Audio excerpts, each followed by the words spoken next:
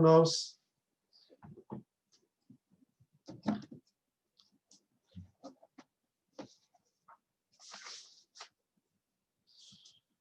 We're on page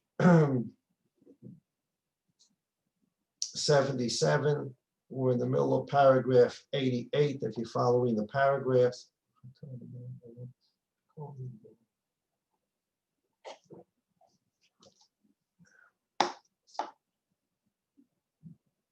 And what the Ramchal told us last night through the Seichel is speaking.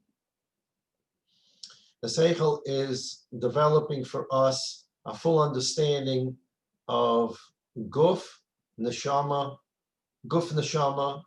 and the ramifications of Neshama going into Guf, because we're going to develop a full analogy to Ha'aras Panim, Hastaras Panim. Guf, Hastaras Panim, Neshama, Ha'aras Panim. Neshama goes into Guf, Ha'aras Panim goes into Hastaras Panim.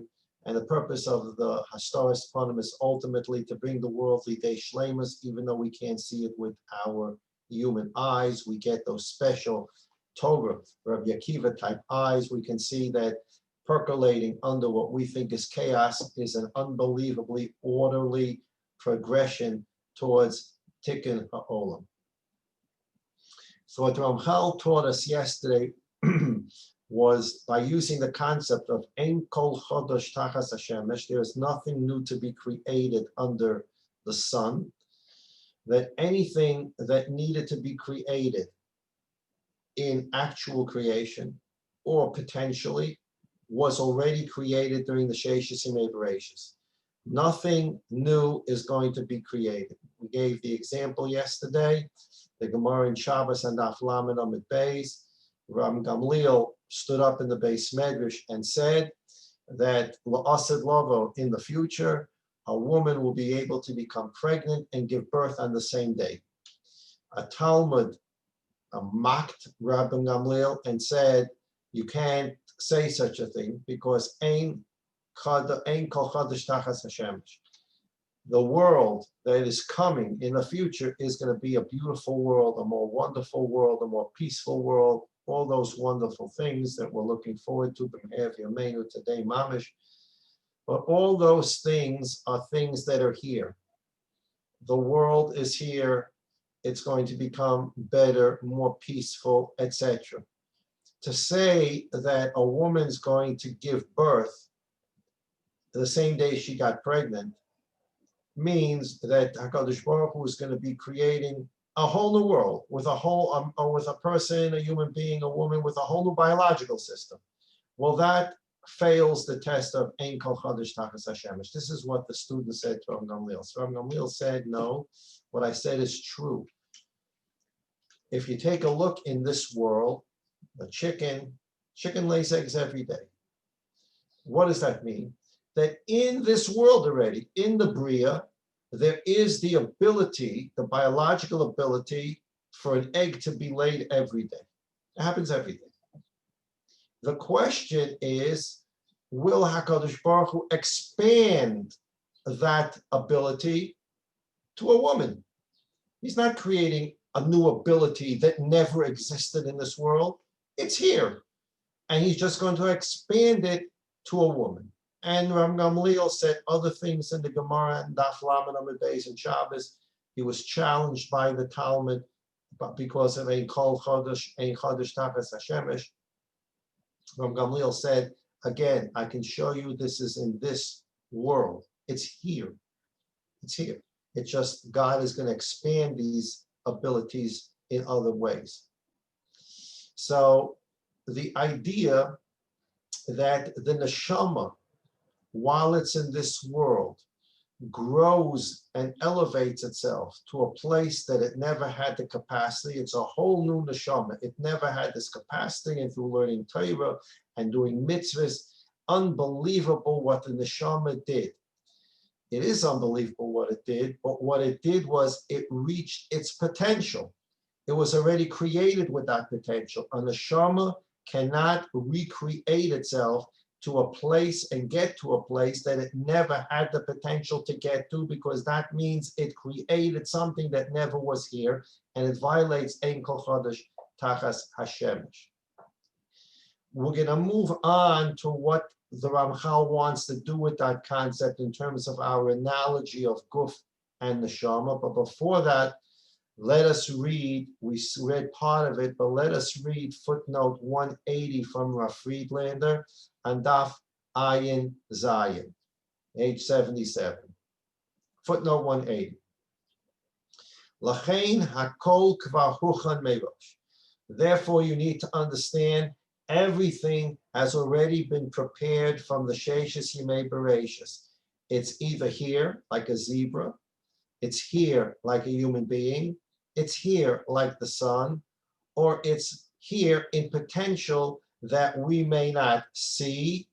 It could be a woman giving birth every day. We don't see it, but its potential is already in the Bria through the Kadosh Baruch Hu putting that biological ability in a chicken. There's all kinds of potentials that we recognize or don't recognize, but everything is here. It's been prepared already.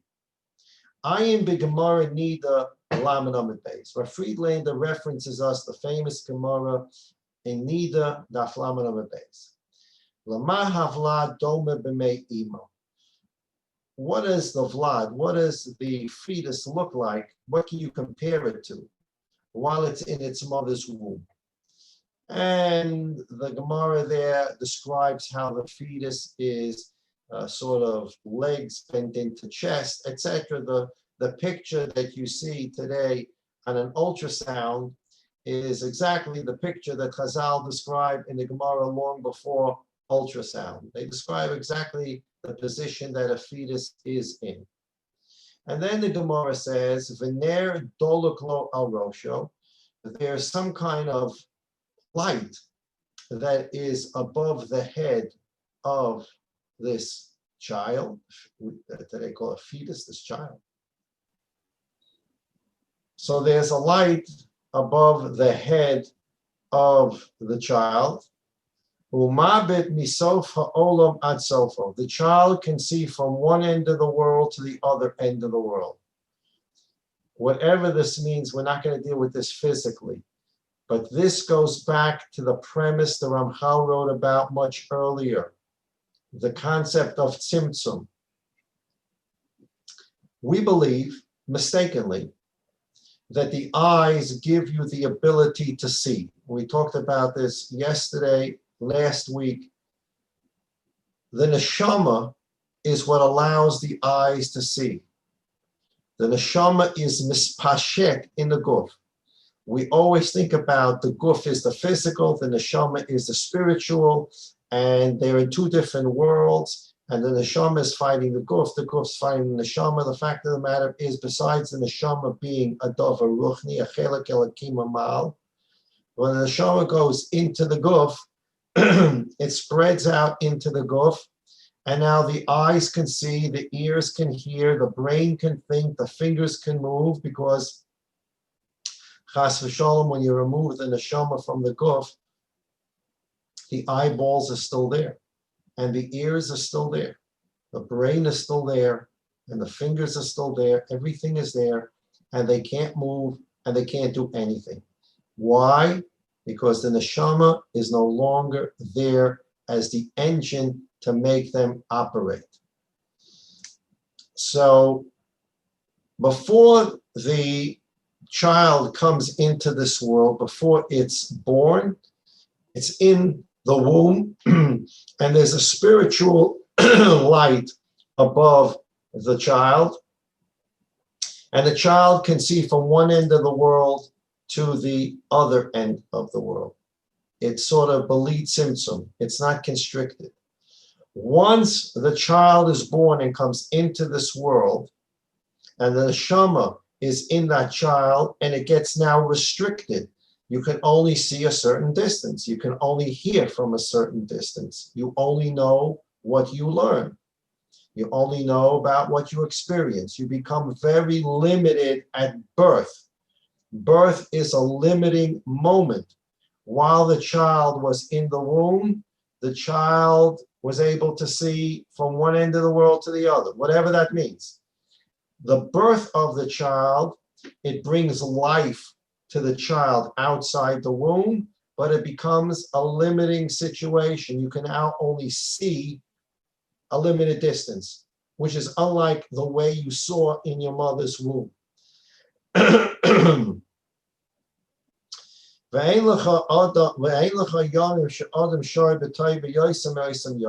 Gemara says there's no better days in the life of a person than the days that he's in his mother's womb. Everything's comfortable, his food's taken care of, his drink is taken care of, his everything, all his needs are taken care of spiritually. He sees from one end of the world to the other. During those days, the neshama is at a high level. What neshama are we talking about? I thought the neshama comes into the body later. Good question. We're not going to deal with it. Imkain, if that's the case. Oh, I'm sorry. Umalamdin I saw. Excuse me. Umalamdin I saw Kol HaTorah Kula. And there's a malach, that famous malach that we all know about. The malach teaches the child Kol HaTorah Kula. The child knows the whole Torah. And then the Gemara says, we all know the Gemara, that before the child is born, the malach touches each child right under his nose, right above his lip. That's where we have this indent above our lip, and that's how he makes you forget the whole Torah. And then you have to start learning again. Why does the Rebbeinu Shalom go through this process? Send the malach, teach you the whole Torah, and then the malach makes you forget the whole Torah. What is this process for? The answer is, it's to create potential. Everything has to either be here physically or be here in potential. So by the malach teaching the whole Torah to the child, and the child's neshama being so enriched and elevated by the whole Torah, when the child is born, although it forgot the Torah and is not on that original level of its neshama, but by potential, the potential's been left in there to go back and learn the whole Torah. So when we learn Torah, we are not learning it for the first time, although our memories tell us it's the first time.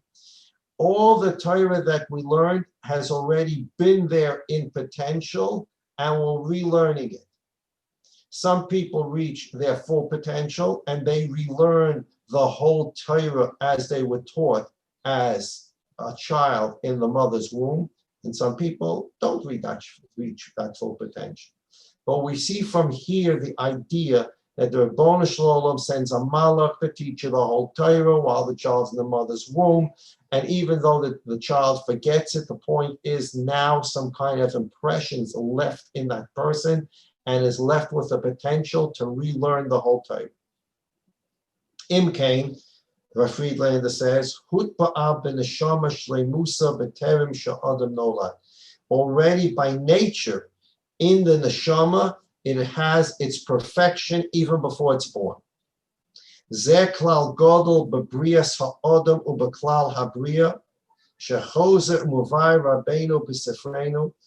is a major principle that the Ramchal discusses in many different places in the Sefer about creation of man and creation in general. And that principle is that at the beginning, when the world was created, everything was already prepared and put into the world physically, or prepared to be put into the world, prepared potentially to eventually be put into the world. Olam haschar haniskav v'hamadregas haramot biyoseh shel yochel hagilem. All the great levels that man can reach, all the schar that he can get for that, all has been created, nothing's going to be created.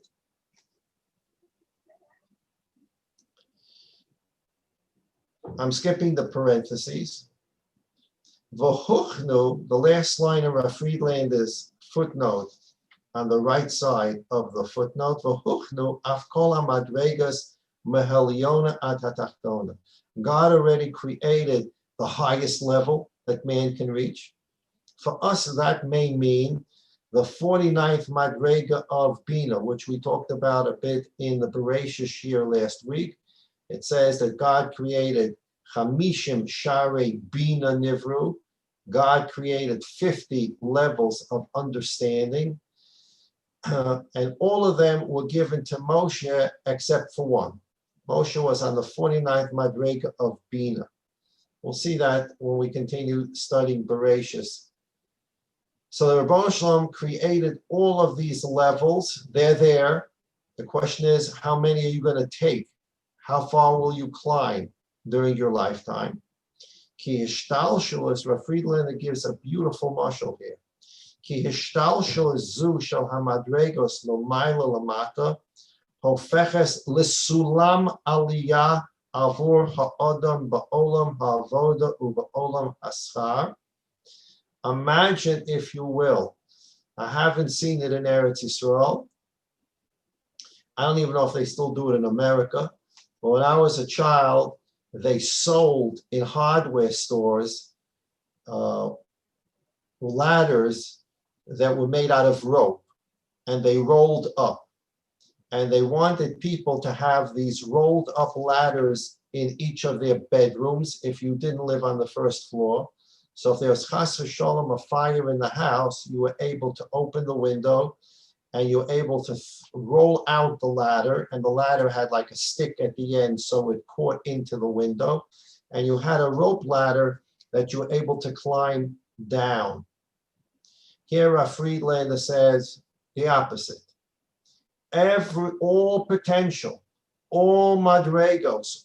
Madreg, what is it when we talk about madregos, levels?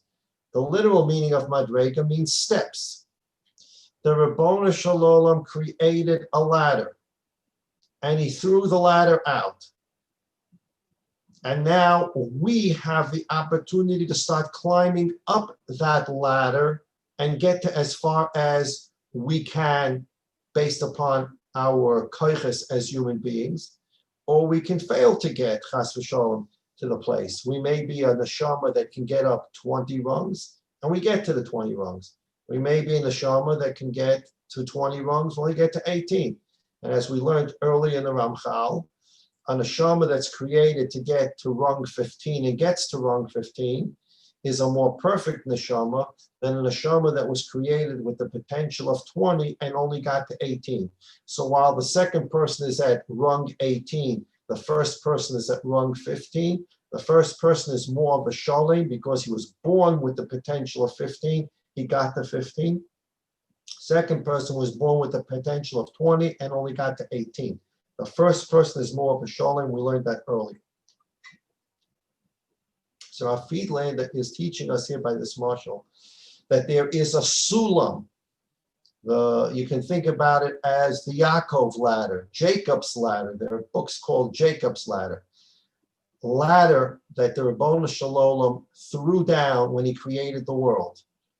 And you can now climb back up. I say climb back up because before birth, you were already, if you were a 20 rung neshama, you were already at rung 20. And now you're born, you go back to the bottom, and during your lifetime, you're able to climb 1, 2, 3, 4, and get back to 20. This fits the rule of Ein Kol Chodesh Tachas Hashemesh. Nothing new under the sun. You weren't created, and now you're going to create. You weren't born, and you are going to create the levels for your neshama. You cannot create something that wasn't here, or at least the potential wasn't here. You already were given the potential in your mother's womb. The whole Torah was taught to you. Your shleimus, your completion, your perfection was given to you. The child was born. He goes back to a state where he doesn't have the Torah. It's been forgotten. The Malach made him forget. His shleimus is not there.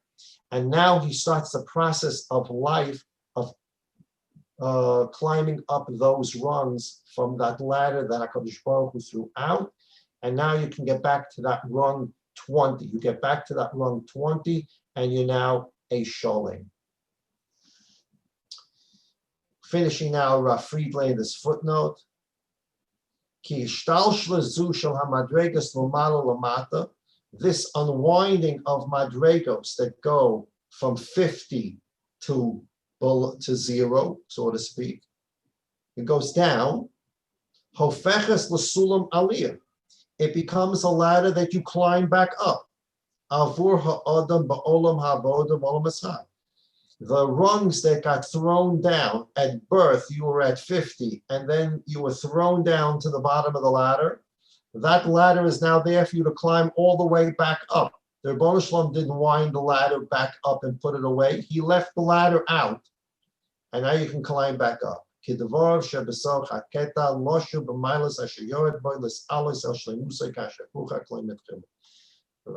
quotes the Ramchal. The ladder is there to climb back up to get to the place that you were when it all started. You were at 20 when you were developing in your mother's womb. That's the neshama you got at 20. And you left the womb, you start at 0. The Rebbeinu Shalom leaves out that ladder, and you can get back up to 20. It's potential that was created, and now you can make that potential reality. So therefore, the Ramchal says, going back to the top of page Ayin Zayin, therefore the Ramchal says, where we're going to start discussing nefesh, neshama, and guf, interaction between the two, the consequences, we're going to start from man's perfection and work from there. Because if we wanted to work in a chronological order, we would say, let's start off with man at a 0, and let's work towards how man gets to 20. Okay. We would say that chronologically, man is 0. He's born, he's a child, and slowly he develops, and he gets to his 20. That would be the chronological order. Ramchal tells us that based upon what I just taught you, that's not the chronological order. What's the chronological order? You were first at 20, and then you went down, and then you're climbing back up. So where do I start chronologically? With what you looked like when you were 20. What did you look like when you were a sholem, when you were perfect? So the Ramchal now says at the top of page 77, Ayin Zayin, he finished talking about Ein Kol Chodesh Tachas HaShemesh, the third line from the top, Avol HaSeder Hu Hepech Mizeh. The order in which to discuss neshama, guf, and perfection is the opposite of what you would have thought. We're not going to start at 0 and work our way up. Because first we start with the highest level, the most koyach that the neshama has. That's where it was created in the womb with its perfection. Acha yim atula. After that, after birth, the person is reduced. He's no longer perfect at 20. Until the person works on himself and he goes back to his original 20. Regardless, I want to explain to you, the Ramchal says, what this means. We sing this in the Lachadodi of Reb Shlomo Alkovitz. Sof Maisa v'machshava tchila. Lachadodi likras kala. Sof Maisa, the end, the goal that you're looking to accomplish is tchilas hamachshava, must be your first thought. What does that mean?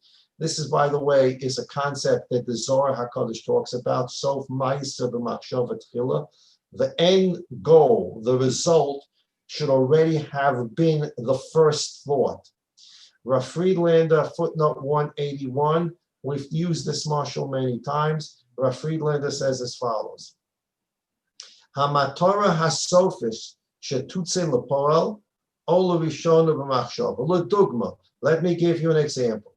Harotza livnos bayis. Somebody wants to build a home. Azai hayid vashlaf hasofi shalabayis. The goal, the end goal of the house has to be in your mind from the very beginning. Before you hire a builder, you need to know what you want to build. Imu beis magurim or beis charoshes uchadoma. You have to have decided before you call a builder and ask him to draw any diagrams. Do you want to build a factory? Do you want to build a one-family house, a two-family house, a pizza store? What do you want to build? I need to know the end result immediately. The first thought has to already encompass in it the end result. Hina kudus hamotza shel hamitkanen. Based upon what your machshav, your initial thought is, the architect will start drawing pictures. You may make changes in the middle. I'd like another bathroom. I'd like a smaller kitchen, a bigger kitchen. You may make the changes. But if in the middle you say, you know, the house you're building for me, I decided I want it to be a steel factory. That is not going to work. The Saif Maisa has to be v'machshavet chila. The end result must be in the initial thought. V'achar kach moitzi lepolas kol shlovei habniya k'dei lahagir lebsof elam haTorah hazu. Kamo ken kol ma sheyetzi lepol b'briya huchen kvar mitchila b'kar. And therefore, this rule of potential is true about the Bria. Saif Maisa, whatever God intends to do with the world, from the time of creation, from the zero, until the Rabboni Shalom's the future, and all the future is not here, but everything about the future is here in potential. There's nothing that's not already here in potential, because Saif Maisa, the end, when you're building something, the end result has to be in that initial thought. And lahavdil elef alfei avdolis, the Saif Maisa Machshav V'Tchila, the Rabboni Shalom teaches us that he used that concept too. The Saif Maisa, the entire future, it may not be here, but it is already in potential here. You were born to be a 20 neshama, it is there. It was given to you in your mother's womb.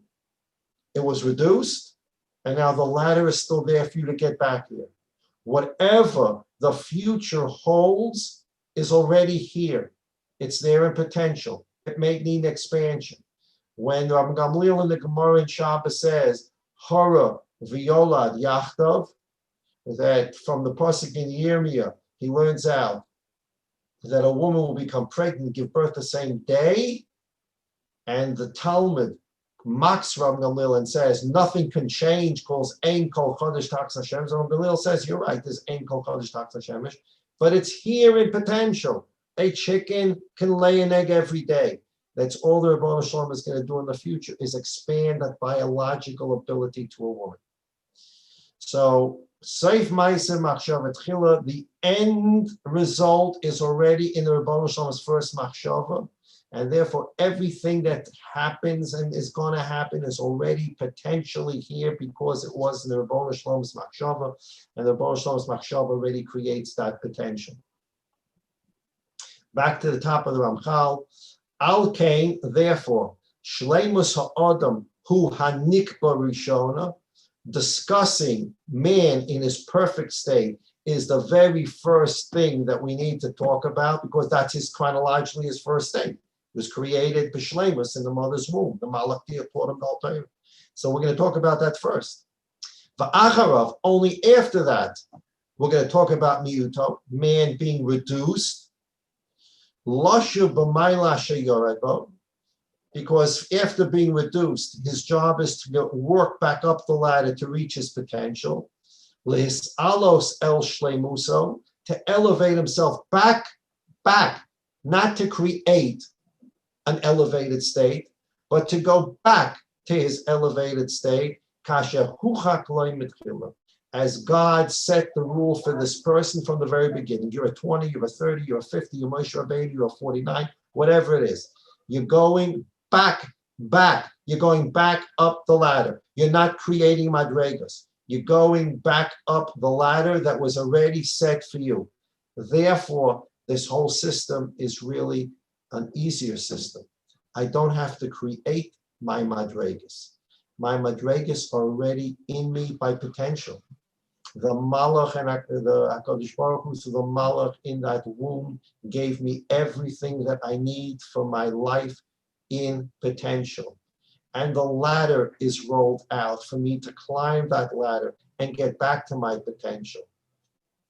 It's a lot easier to climb back up a ladder that's already in existence so I can get back to where I was, rather than to have to actually create the ladder to start climbing on the ladder. That is not what's going on in life, that I need to create my own ladder to climb up on it. That's a very difficult task. The Rebbeinu Shalom simplified this. I'm going to create you, B'Shalom. I'm going to create you knowing the whole Torah. And then we're going to reduce you so that you can climb back up the ladder. And by you climbing back up the ladder and gaining your full potential, by making the correct choices, the Bechira element, you're now going to be able, because you work to get back up, I am now going to be able to give you schar. Now, schar in Olam Haba, you now can earn schar. And it's the kind of schar that Rosh Hashanah simplified the process for us in this tremendous chesed. You're not born at a zero and now try to create yourself. You're born with a tremendous potential that's already there. Grab your potential, climb up the ladder that's already there, return to your full potential. Much easier job. And for that, we get schar from the Rebbeinu Shalom. So Ramchal will now continue, not today, we will continue and explain to us the different stages of man's guf neshama development, from perfection back to zero and back to working his way up. This is a stage-by-stage process. How do you work your way up? What do you do to work your way up? That's not Daas Tevunos, Rabbi said. If you want to know how to work your way back up, how to perfect your life, what do you do, what don't you do? How do you become an Oved Hashem to climb back up your ladder? So the Ramchal wrote another sefer for that. It's called Mesilas Yesharim. Mesilas Yesharim is a step-by-step approach, right? Step-by-step approach. Zehirus Mavilade Zrizas, Zrizas Mavilade Nakios. He tells you first work on this. That's your first rung. But then when you're done with the first rung and you perfected it, move to the second rung. And he created the sulam. In fact, the Mesilas Yesharim is called the sulam. He didn't create the madregas. The madregas come from the Bryce of Reb Pinchas ben Yair, but the Ramchal developed these rungs so we can understand how we move from rung to rung to rung. Now, people will move from rung to rung in different ways. Somebody will perfect Zehirus, the first rung. He'll perfect Zehirus on his level of Zehirus. Somebody else's ladder has a different level of Zehirus. Everyone is different. This person will complete Zehirus at a given moment in time by doing something or not doing something. Another person will take much longer to perfect the Zehirus because of who he is. There's more expected of him. He's on a high madrega, has different neshama. So even as you're climbing the ladders are different for each person.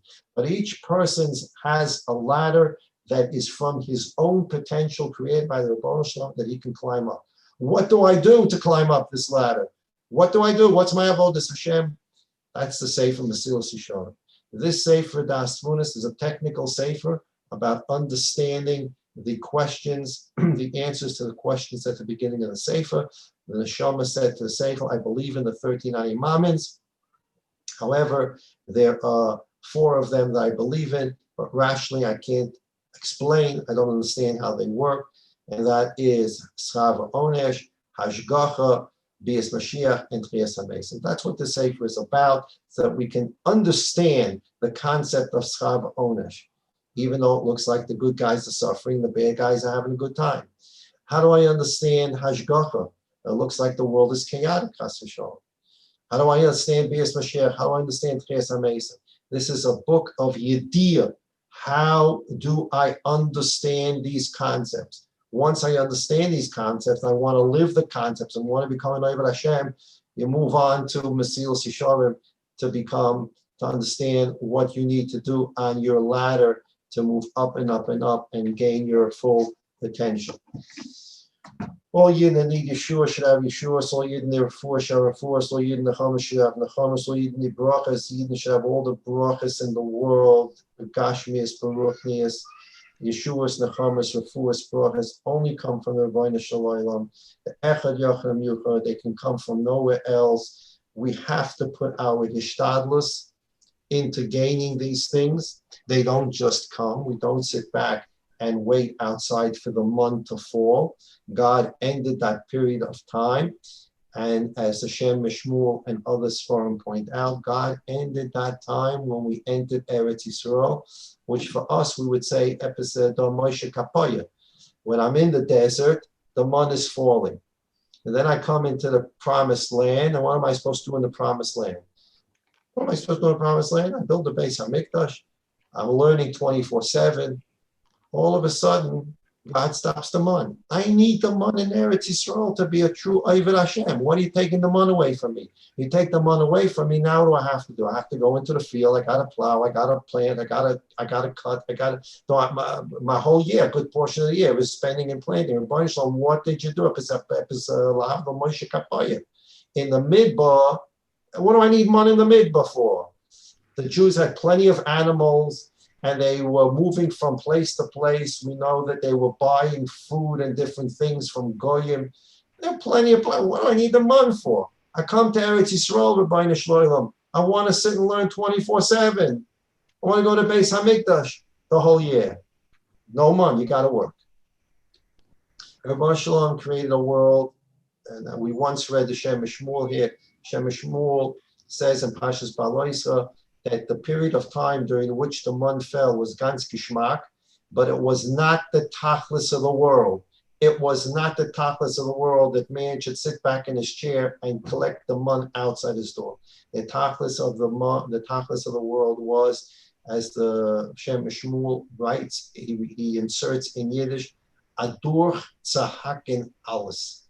Man was put in the world to be an Oved Hashem, by knocking down all the challenges that come up, all those things that pop up all of a sudden that want to interfere with your avodas Hashem. You knock them down, you overcome them. That's how you climb your ladder to become an Oved Hashem. Sit back in your chair and have mun, and the easy ruchnius life is not the tachlis of this world. Adur tzahakin alis, knock it all down. That's what you're here for. Rise to the challenge. So, refuahs, Yeshuas, Nechamas, brachas, they all come from the Rebbeinu Shalom, and only from the Rebbeinu Shalom, the Echad Yachim Yuchad.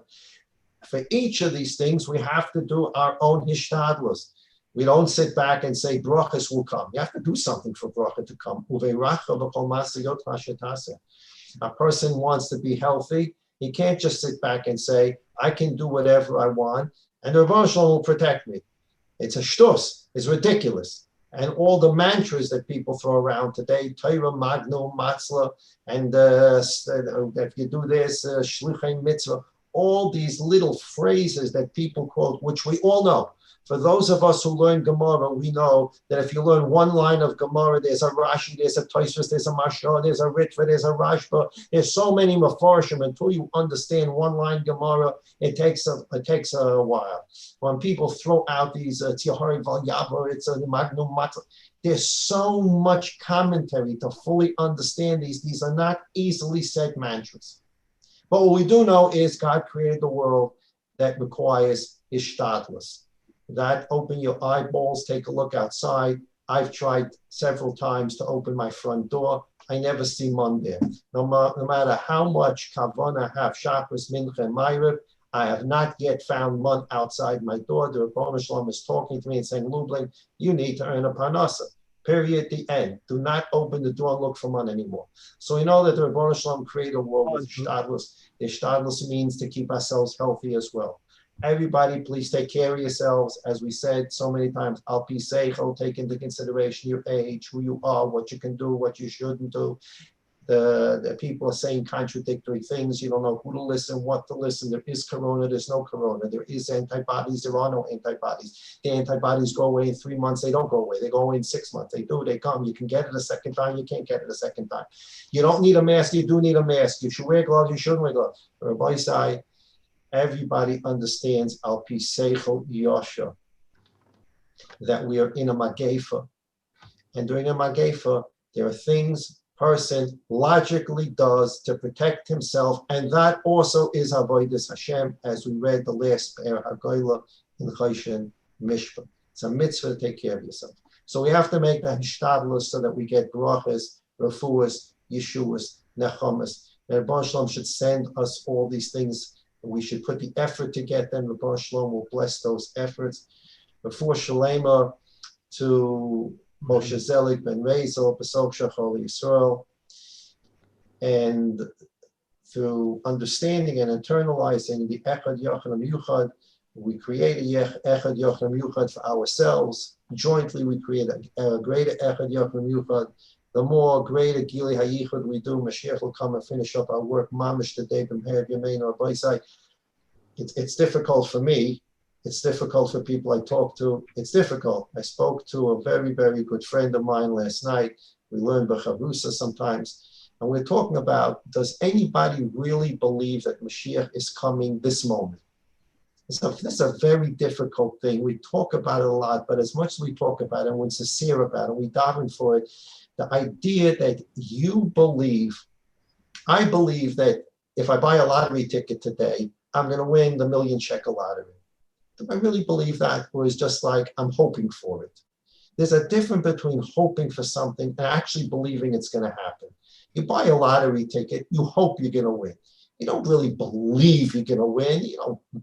If you believe you're going to win, you go outside and sign a contract to buy a car or buy a new house. You don't believe it. You hope, and when the money comes, you'll be ready to spend it. Belief is a very difficult thing to internalize. We need to mamish work on an imamim b'emunah shalema b'vias hamashiach. It's not a hope. It's a belief. He's coming, and he's coming today. He's mamish coming today. And the more we can internalize this in ourselves and live that way, the closer he's going to come, and the door's going to open, and he's going to be there. We're going to dance with him as healthy Yidden, the Simchat Tzuma. Everybody have a wonderful day. Zay Gesund. Baruch Hashem, we started the Gemara Shir today. We started the Sugya of the Masechta Shabbos. We didn't start yet Chanukah. There's introductions to the Sugya of Chanukah. And Me'et Hashem, the next year, we'll actually start the Chanukah Gemara. Let's see what the schedule says. I need a schedule to figure out what we're doing. Tomorrow, Rabbi said, we begin at 10 a.m. and we're doing Bereshis, not as Parsha. We're doing Bereshis as the study of Parshas Bereshis, which we started last week. So tomorrow at 10 a.m. is Bereshis. At 10:45, we're going to be doing some writings of Rav Kook Zatzal. I will have it scanned and sent to you. As I believe I mentioned last week, it is very helpful if when we're learning Bereshis, you have a Chumash in front of you. Even a Chumash that only has Rashi. Just a Chumash Bereshis in front of you so you can see the Psukim and the Rashi. It would be great if you had a Chumash with Rashi Ramban, but to the extent we're going to be using Ramban or other sources, I will try to scan it and send it out. But please have a Chumash Bereshis. So tomorrow, 10 a.m., Bereshis, 10:45, the writings of Rav Kook Zatzal, and the Thursday schedule is the Gemara at 9:30, the Daas Tevunos 10:15, 10:45 on Thursday is the Parsha. I'll repeat tomorrow's schedule, Thursday schedule tomorrow. Once we complete the Thursday schedule of this week, we go back to start Sunday with the official new schedule, which was sent out to everybody. Everybody have a wonderful day. Sei gesund.